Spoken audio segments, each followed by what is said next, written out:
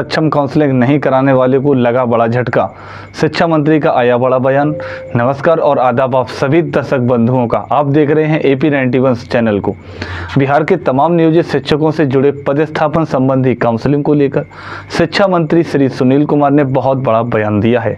इसके अंतर्गत उन्होंने जहां तैयार हो रही नीति के ऊपर विलंब होने की बात कही है, वहीं वैसे नियोजित शिक्षक जो काउंसलिंग की प्रक्रिया में भाग नहीं लिए हैं या फिर लेंगे, उनके लिए भी बहुत बड़ा बयान दिया है। आखिर क्या कुछ कहा है उन्होंने? इससे पहले कि इन तमाम बिंदुओं पर हम विस्तार से चर्चा करें, इससे पहले अभी तक हमारे चैनल को आपने सब्सक्राइब नहीं किया है तो चैनल को सब्सक्राइब करें। दोस्तों, माननीय शिक्षा मंत्री श्री सुनील कुमार ने एक मीडिया के समक्ष बयान देते हुए बड़ी बात कही है कि सबसे पहले मीडिया द्वारा पूछे गए सवाल के जवाब में कि क्या विद्यालय आवंटन को लेकर के शिक्षकों में हड़कंप मची है। शिक्षक विद्यालय आवंटन को लेकर काफ़ी चिंतित हैं।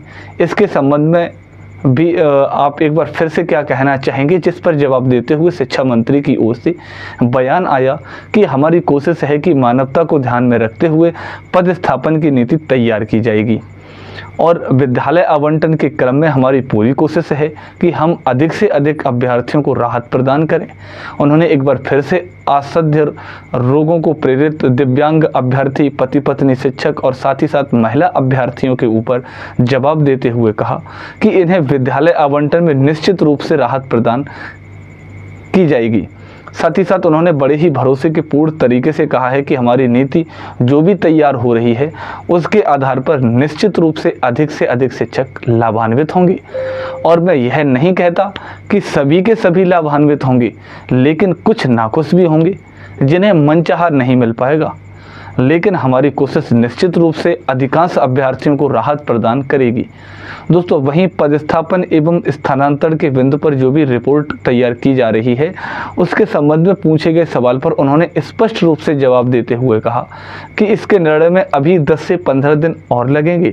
यानी स्पष्ट हो चुका है कि 15 अगस्त से पहले समिति की रिपोर्ट सार्वजनिक नहीं की जा सकती, जिससे कि तमाम बिहार के नियोजित शिक्षक रूबरू हो सकें कि आखिर शिक्षा विभाग ने पदस्थापन एवं स्थानांतरण के बिंदु पर क्या रणनीति बनाई है।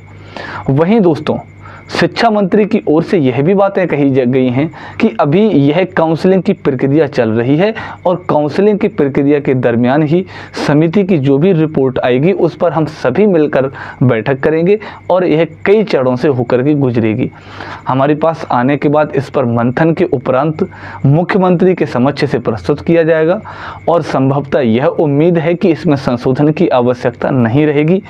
यानी कहने का अर्थ यह हुआ दोस्तों कि जो समिति की रिपोर्ट आएगी वह फाइनल रूप से आएगी और फिर कई चरणों से गुजरते हुए अंततः माननीय मुख्यमंत्री के पास पहुंचेगी। अंत में वहां माननीय मुख्यमंत्री की सहमति के उपरांत अंतिम रूप से इसे कैबिनेट से पास करा लिया जाएगा। इसके बाद ही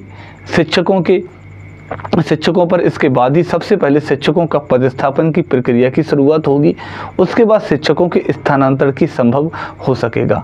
वहीं दोस्तों, काउंसलिंग के क्रम में शिक्षा मंत्री ने एक अहम बातें कही हैं और वैसे अभ्यर्थियों के लिए जो अभी फर्स्ट अलॉट में काउंसलिंग की प्रक्रिया में भाग नहीं लिए हैं, इसके संबंध में जब मीडिया द्वारा उनसे सवाल पूछा गया कि विद्यालय आवंटन को लेकर के शिक्षक चिंतित हैं और वह काउंसलिंग की प्रक्रिया में भाग नहीं ले रहे हैं, इस पर आपका क्या राय है?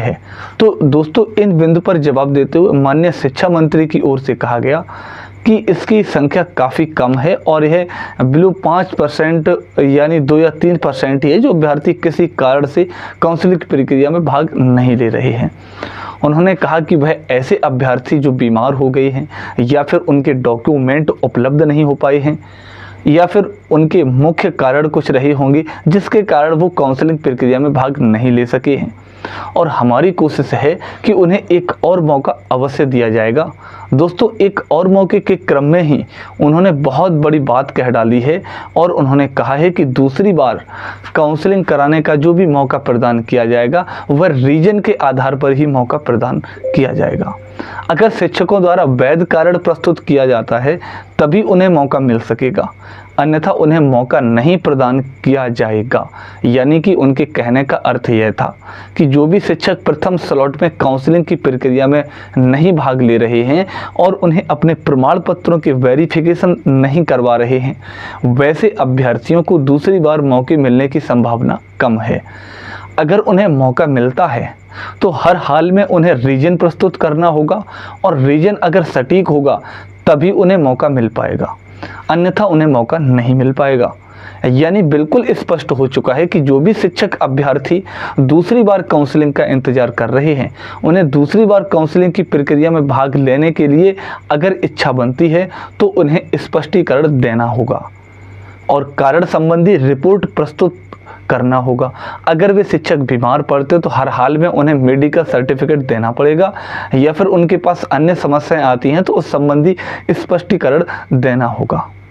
अन्य उदाहरण के तौर पर अगर डॉक्यूमेंट में कमी आती है, उसके कारण अगर शिक्षक अभ्यर्थी काउंसलिंग में भाग नहीं लेते हैं तो इसके संबंध में उन्हें साक्ष्य प्रस्तुत करने होंगे कि वास्तव में हमारे पास इन डॉक्यूमेंट का अभाव था, जिसके कारण हम काउंसलिंग की प्रक्रिया में सम्मिलित नहीं हो पाए थे। यानी बहुत बड़ी बात यह कह डाली है माननीय शिक्षा मंत्री ने कि दूसरी बार मौका मिलने की बहुत ही कम संभावना रह गई है वैसे शिक्षक अभ्यर्थियों के लिए जो प्रथम स्लॉट में काउंसलिंग की प्रक्रिया में उपस्थित नहीं हो पाते हैं।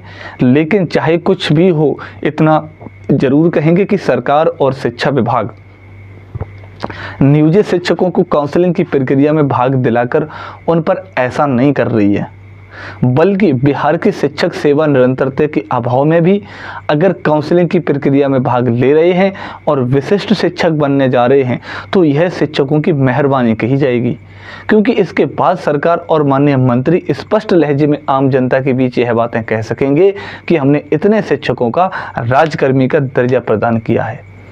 हमारी सरकार की यह बहुत बड़ी भूमिका है। दोस्तों, हम कहते चलेंगे कि वे सारे शिक्षक जो कि काउंसलिंग प्रक्रिया में भाग नहीं लिए हैं, तो यह तो स्पष्ट है कि उन्हें जानबूझकर इस प्रक्रिया में भाग नहीं लिए हैं क्योंकि उन्हें नई सेवा पसंद ही नहीं है और अपने घर परिवार को छोड़कर सुदूर इलाकों में नई नियुक्ति में जाना ही नहीं चाहते। और वैसे भी अगर बीच में किन्हीं अभ्यर्थियों को यह इच्छा बनती है कि हम सेकेंड फेज में काउंसलिंग कराएं तो यह निश्चित है कि एक बार मौका अवश्य मिलेगा। घबराने की कतई आवश्यकता नहीं है। हर हाल में शिक्षा विभाग की ओर से कोई ना कोई रास्ता निकाला जाएगा। भले ही शिक्षा मंत्री के द्वारा शिक्षकों के लिए यह बयान दिया गया है कि उन्हें स्पष्ट जो कारण है वो प्रस्तुत करने होंगे, तो यह भी स्पष्ट कारण प्रस्तुत करना होगा कि यह बात सत्य है कि जो शिक्षक काउंसलिंग कराना चाह रहे हैं और काउंसलिंग प्रक्रिया में भाग नहीं ले पाए हैं तो उनके पास सटीक कारण भी अवश्य है जिसके कारण वह उपस्थिति नहीं हो पाए हैं और आने वाले दिनों में काउंसलिंग की प्रक्रिया में भाग लेंगे। इसलिए दोस्तों, स्वस्थ रहें, मस्त रहें और अब बिल्कुल भी टेंशन मुक्त रहें। शिक्षा विभाग चाहे जो भी राह अपनाती रही। फिलहाल आज की खबर को हम लोग बस यहीं पर समाप्त करते हैं। आप हमारे इस वीडियो को लाइक करें और शेयर भैया सभी अपने दोस्तों के पास में ज़रूर करिएगा। मुझे दीजिए इजाज़त, मैं मिलता हूं आपसे फिर कोई नई अपडेट के साथ में। जय हिंद, जय भारत।